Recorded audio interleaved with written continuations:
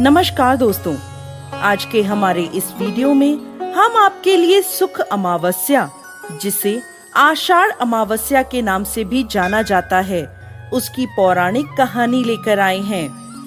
प्राचीन समय की बात है, किसी गांव में एक ब्राह्मण और ब्राह्मणी रहते थे। वह शिष्टाचार से अपना जीवन व्यतीत कर रहे थे।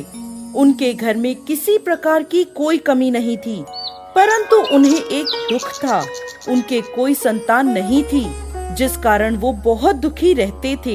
एक दिन ब्राह्मण ने वन में जाकर तपस्या करने का निश्चय किया और ब्राह्मणी से कहा, मैं तपस्या करने के लिए वन में जा रहा हूँ।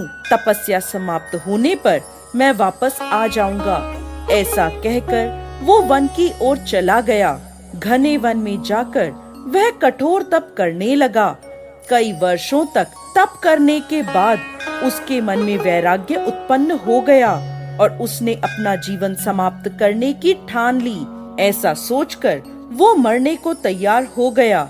उसी समय उसके समक्ष तेज प्रकाश से सुख अमावस्या प्रकट हो गई और बोली, हे ब्राह्मण, तुम्हारे 7 जन्मों तक कोई संतान नहीं लिखी है, परंतु मैं तुम्हें 2 कन्याओं का वरदान देती हूँ। यह सुनकर ब्राह्मण उनके आगे हाथ जोड़कर खड़ा हो गया और उसके आंखों से अश्रुधारा बहने लगी। सुख अमावस्या आगे बोली, दोनों कन्याओं में से एक का नाम तुम अमावस्या रखना और दूसरी का नाम पूनम, और अपनी पत्नी से कहना कि हर अमावस्या का व्रत करे और 1 कटोरी चावल भरकर दान करे। 1 साल तक तुम ऐसा हर अमावस्या पर करना। ऐसा कहकर देवी सुख अमावस्या अंतर्ध्यान हो गई। सुख अमावस्या की बात सुनकर ब्राह्मण वापस अपने घर आ गया और अपनी पत्नी को उसने सारी बात बता दी। फिर अमावस आने पर दोनों पति पत्नी ने व्रत किया। कुछ समय बाद उनके घर में 2 कन्याएं उत्पन्न हुई। ब्राह्मण ने एक कन्या का नाम अमावस्या और दूसरी का नाम पूर्णिमा रखा।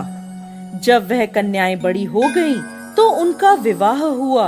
बड़ी बहन अमावस्या धार्मिक विचारों वाली थी। छोटी बहन पूनम भगवान में विश्वास नहीं रखती थी।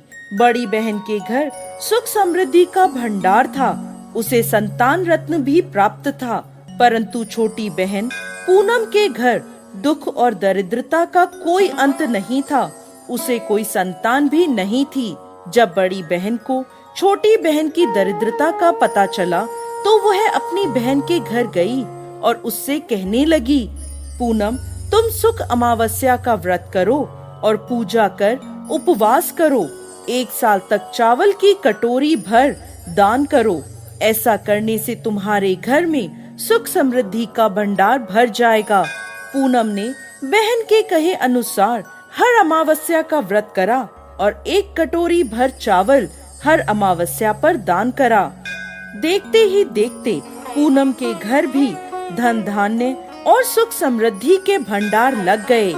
इस प्रकार जो भी व्यक्ति सुख अमावस्या का व्रत विधि पूर्वक करता है और अन्न दान करता है, उसके घर में सुख समृद्धि के भंडार लगे रहते हैं।